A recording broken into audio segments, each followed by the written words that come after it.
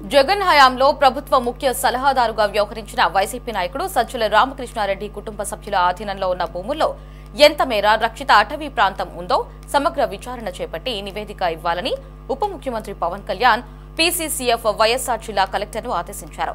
సజ్జల కుటుంబ సభ్యుల ఆధీనంలో సీకే దిన్నే రెవెన్యూ పరిధిలో పలు భూములు ఉండగా అందులో 42 ఎకరాల మేర రక్షిత అటవీ ప్రాంతాన్ని కలిపేసుకుని ఆక్రమించుకున్నారనే సమాచారంపై సమగ్ర విచారణ జరపాలని ఆదేశించారు.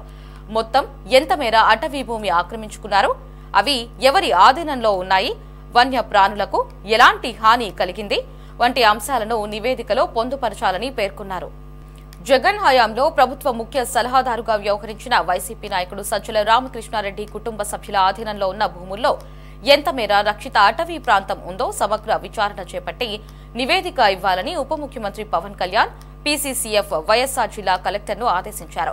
సజ్జల కుటుంబ సభ్యుల ఆధీనంలో సీకే దిన్నే రెవెన్యూ పరిధిలో పలు భూములు ఉండగా అందులో 42 ఎకరాల మేర రక్షిత అటవీ ప్రాంతాన్ని కలిపేసుకుని ఆక్రమించారనే సమాచారంపై సమగ్ర విచారణ జరపాలని ఆదేశించారు. మొత్తం ఎంత మేర అటవీ భూమి ఆక్రమించుకున్నారు, అవి ఎవరి ఆధీనంలో ఉన్నాయి, వన్య ప్రాణులకు ఎలాంటి హాని కలిగింది వంటి అంశాలపై నివేదికలో పొందుపరచాలని పేర్కొన్నారు.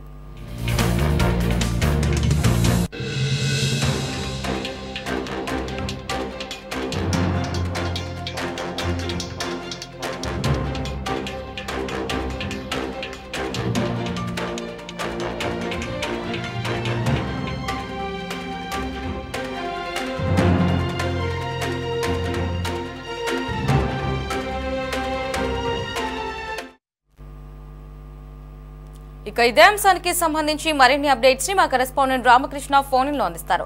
రామకృష్ణ, చెప్పండి, సజ్జల కుటుంబీకుల అటవీ భూముల ఆక్రమణపై సమగ్ర విచారణ చేయనున్నట్లు తెలుస్తోంది. పూర్తి అప్డేట్స్ ఏంటి? లహరి, వైసీపీకి సంబంధించి ముఖ్య నేతగా ఉన్నటువంటి సజ్జల రామకృష్ణారెడ్డి సోదరుల అక్రమాలు ప్రస్తుతం వెలుగులోకి వచ్చాయి.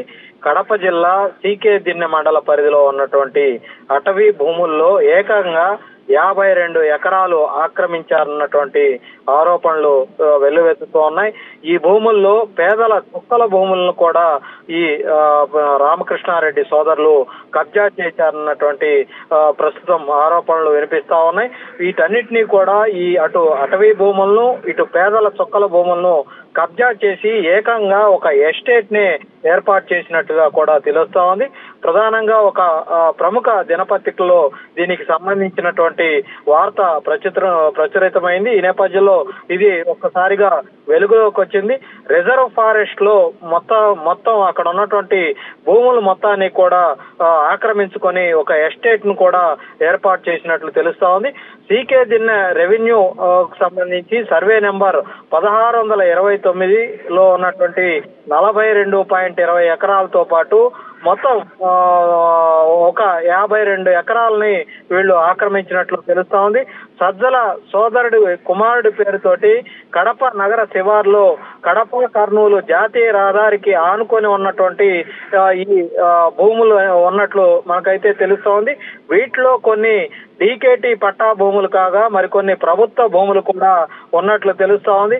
ఒకప్పుడే ఇడుపులపాయలో జగన్ కుటుంబానికి ఏ విధంగా అయితే ఎస్టేట్ ఉందో అదే తరహాలోనే ఇవాళ సజ్జల రామకృష్ణారెడ్డి సోదరులు అటు అటవీ భూములను చొక్కల భూములను అన్నిటినీ కూడా ఆక్రమించి వాటిని తమ ఎస్టేట్ గా మార్చుకునే ప్రయత్నం చేశారన్నటువంటి ఆరోపణలు అయితే పెద్ద ఎత్తున వినిపిస్తామని ఇటీవల రాజానాయక్ అనే ఒక వ్యక్తి ఆయన భార్య బుక్కేదేవి తెలుగుదేశం పార్టీ కేంద్ర కార్యాలయానికి వెళ్లి ఒక ఫిర్యాదు ఇవ్వటంతో ఈ మొత్తం వ్యవహారం అంతా కూడా బట్టబయలైంది.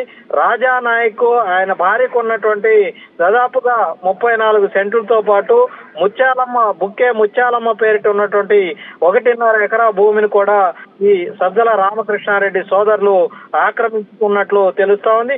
ఇప్పుడు దాని మీద కూడా విచారణ జరపాలని రాజానాయక్ సీఎం చంద్రబాబును అటు పవన్ కళ్యాణ్ ను జిల్లా కలెక్టర్ ను కూడా కలిసి ఫిర్యాదు చేయటం జరిగింది.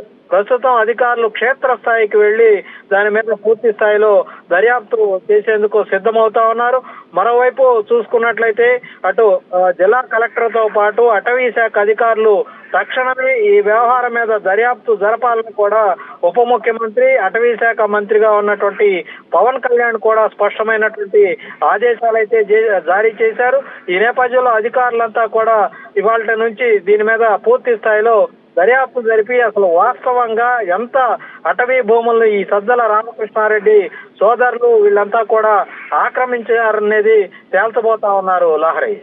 Right Ramakrishna, thanks for the updates.